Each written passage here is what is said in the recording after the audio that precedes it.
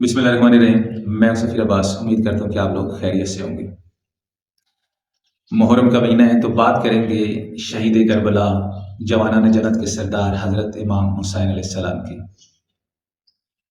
अरब में कुरैश सबसे बेहतर और अफजल कबीला माना जाता था और कुरैश कौम का सरदार और फ़ख्र बनी हाशिम का ख़ानदान था, क्योंकि यही ख़ानदान जो है खाना काबा का मुतवल्ली था और इसी ख़ानदान से रसूल पाक सल्लल्लाहु अलैहि वसल्लम भी थे। तारीख निगारों के मुताबिक हज़रत इमाम हुसैन अलैहिस्सलाम की पैदाइश जो है वो हिजरत के चौथे साल हुई, लेकिन बाद मुअर्रिखीन के मुताबिक हज़रत इमाम हुसैन अलैहिस्सलाम की पैदाइश हिजरत के तीसरे साल हुई। लेकिन मशहूर तरीन कौल के मुताबिक हज़रत इमाम हुसैन अलैहिस्सलाम की वलादत बसादत 3 शाबान 4 हिजरी बामुताबिक जनवरी 626 में जो है आप दुनिया पे तशरीफ़ ले आए।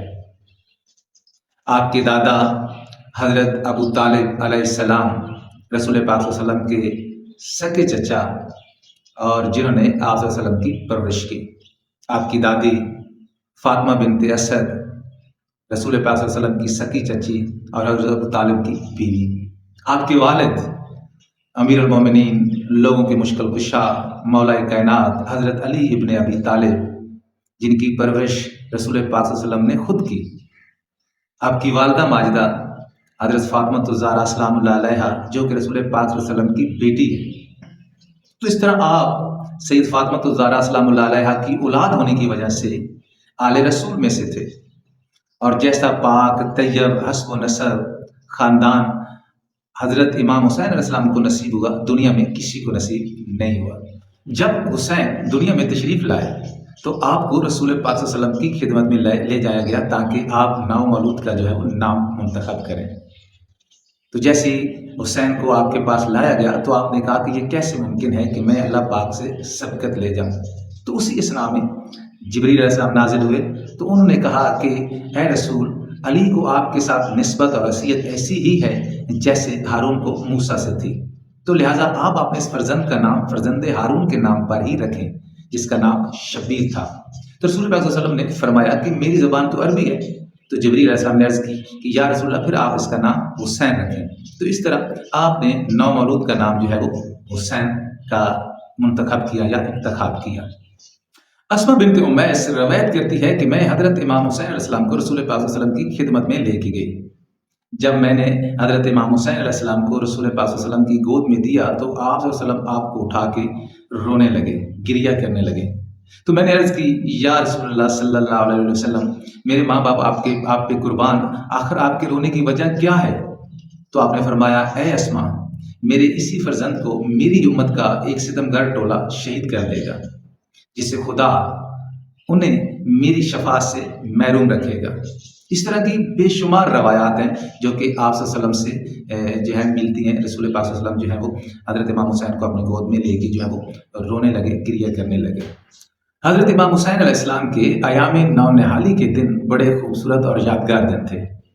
इब्न मरवा रवायत करते हैं कि एक दिन हम रसूल पाक सल्लल्लाहु अलैहि वसल्लम के साथ किसी के यहाँ खाने की दावत थी, जा रहे थे कि रास्ते में हमें हज़रत इमाम हुसैन अलैहिस्सलाम नज़र आ गए। तो रसूल पाक सल्लल्लाहु अलैहि वसल्लम ने जैसे ही हज़रत इमाम हुसैन अलैहिस्सलाम को देखा तो उनकी तरफ भागना या दौड़ना या तेज़ी से चलना शुरू कर दिया, पाँव फैलाए हुए। तो हज़रत इमाम हुसैन अलैहिस्सलाम ने जैसे अपने नाना को अपनी तरफ तेज़ी से आते देखा तो इधर उधर दौड़ना शुरू कर दिया और नाना के साथ हंसने और खेलने लगे। तो रसूल पाक सल्लल्लाहु अलैहि वसल्लम ने जैसे ही हज़रत इमाम हुसैन अलैहिस्सलाम को पकड़ा तो एक हाथ हज़रत इमाम हुसैन अलैहिस्सलाम की ठोड़ी पे रखा और एक सर पे रखा, तो अपने रुखसार को हज़रत इमाम हुसैन अलैहिस्सलाम के रुखसार से मिला दिया और फरमाया, मैं हुसैन से हूँ और हुसैन मुझसे है। जो हुसैन से मोहब्बत करेगा, ए खुदा तू भी उससे मोहब्बत कर, क्योंकि हुसैन मेरी ही कुंबे का फ़र्द है। इस तरह हज़रत इमाम हुसैन अलैहिस्सलाम से रसूल पाक सल्लल्लाहु अलैहि वसल्लम की मोहब्बत की बेशुमार हदीस जो हैं मिलती हैं। हज़रत इमाम हुसैन अलैहिस्सलाम का ये दौर इंतहाई खूबसूरत और यादगार दौर था, क्योंकि इस दौर में आपने 6 साल और चंद माह का अरसा अपने नाना रसूल पाक सल्लल्लाहु अलैहि वसल्लम के साथ गुजारा और कोई 30 साल का अरसा आपने अपने वालिद मौलाए कायनात हज़रत अली इब्न अबी तालिब के साथ गुजारा और कोई 10 साल का अरसा जो है वो आपने हज़रत इमाम हसन अलैहिस्सलाम, जो आपके बड़े भाई थे, उनकी इमामत में गुजारा और उनकी शहादत के बाद आपकी इमामत के कोई 10 साल जो है वो بنتے ہیں، آپ نے 10 سال جو ہے وہ آپ کی امامت کا دور جو ہے وہ بنتا ہے۔ تو اس طرح متعدد روایات میں یہ وارد ہوتا ہے کہ حضرت امام حسین علیہ السلام کی شباعت اور قامت جو ہے وہ سب سے زیادہ رسول پاک صلی اللہ علیہ وسلم سے ملتی تھی، تو جو بھی آپ کو دیکھتا اسے رسول پاک صلی اللہ علیہ وسلم یاد آ جاتے ہیں۔ حضرت امام حسین علیہ السلام کا بچپن کا دور انتہائی خوبصورت دور تھا۔ آپ کے چند خوبصورت واقعات، جن میں ایک بہت ہی خوبصورت اور یادگار واقعہ جس میں آپ صلی اللہ علیہ وسلم کا عیسائیوں کے ساتھ مبالغہ مقرر ہوا، جس میں آپ نے عیسائیوں کو کہا کہ آپ اپنے مردوں کو لائیں، میں اپنے مردوں کو لاؤں گا، آپ اپنی عورتوں کو لائیں، میں اپنی عورتوں کو لاؤں گا، آپ اپنے بیٹوں کو لائیں، میں اپنے بیٹوں کو لاؤں گا۔ تو لہذا جس روز مبالغہ تھا اس دن آپ حضرت علی علیہ السلام کو، حضرت امام حسن، حضرت امام حسین اور حضرت پاک بی بی فاطمہ الزہرا سلام اللہ علیہ کو ساتھ لے کے گئے۔ تو جیسے عیسائیوں نے آپ کو آتے ہوئے دیکھا، اتنے مرعوب ہوئے کہ انہوں نے مبالغہ جو ہے وہ کرنا آپ سے مناسب نہ سمجھا، مبالغے کو کینسل کر دیا۔ اس طرح ایک اور خوبصورت واقعہ ہے کہ ایک دن رسول پاک صلی اللہ علیہ وسلم نماز پڑھ رہے تھے کہ حضرت امام حسین علیہ السلام کھیلتے ہوئے آئے کہ آپ کی آ کے پیٹھ پہ سوار ہو گئے، تو آپ نے اس وقت تک سر سجدے سے نہ اٹھایا جب تک حضرت امام حسین علیہ السلام آپ کی پیٹھ پر سوار رہے، بلکہ آپ نے سجدے کو مزید طول دینا شروع کر دیا۔ رسول پاک صلی اللہ علیہ وسلم کے حضرت امام حسین علیہ السلام سے محبت کے بے شمار واقعات اور روایات ہیں، جس میں ایک دفعہ عید کے روز آپ کے نواسوں نے سواری کی ضد کی تو آپ ان کی سواری بن گئے، دونوں نواسوں کو اپنے کندھوں پہ سوار کر لیا اور مدینے کی گلیوں میں ان کو سیر کروائی۔ اس طرح ایک دفعہ آپ نے فرمایا کہ حسین مجھ سے ہے اور میں حسین سے ہوں۔ اس طرح ایک دفعہ آپ نے فرمایا کہ حسین جوانان جنت کے سردار ہیں۔ تو بے شمار واقعات اور روایات جو ہیں وہ رسول خدا صلی اللہ علیہ وسلم کی حضرت امام حسین علیہ السلام سے محبت کی جو ہے وہ ملتی ہے۔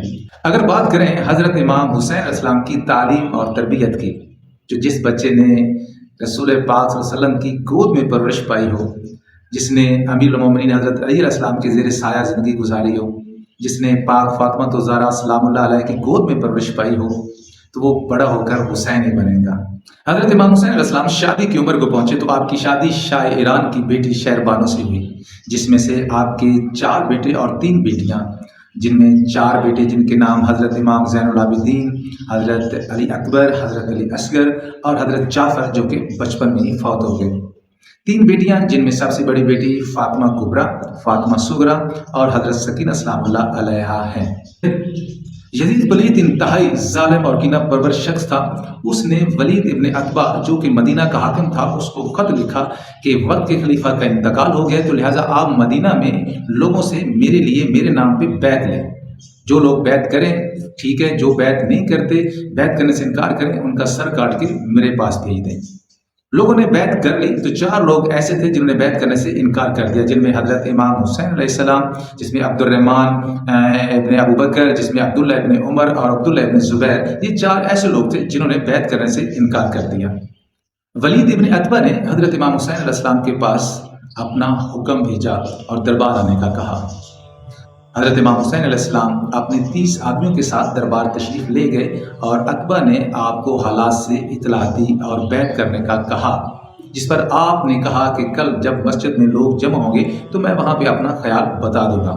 اور پاس ہی یزید کے بیٹھے آدمی مروان نے کہا کہ عتبہ یہ اچھا وقت ہے کہ آپ حضرت امام حسین علیہ السلام کو قابو کر لیں، اگر یہ بیعت کرتے ہیں تو ٹھیک ہے، اگر بیعت نہیں کرتے تو ان کو قتل کر دیں اور حاکم کے اطاعت کریں۔ جس پر حضرت امام حسین علیہ السلام جوش میں آ گئے اور کہا، او مکار مروان، تو جانتا ہے کہ میں کون ہوں؟ تو میرے قتل کی بات کرتا ہے؟ تمہیں پتہ ہے کہ میں حسین ابن علی ہوں، فرزند رسول ہوں، رسول پاک صلی اللہ علیہ وسلم کا نواس ہوں۔ تیری جرت کہ تو میرے قتل کا جو ہے وہ سوچے، میرے قتل کرنے کے بارے میں سوچے؟ جس پر مروان جو ہے وہ خاموش ہو گیا۔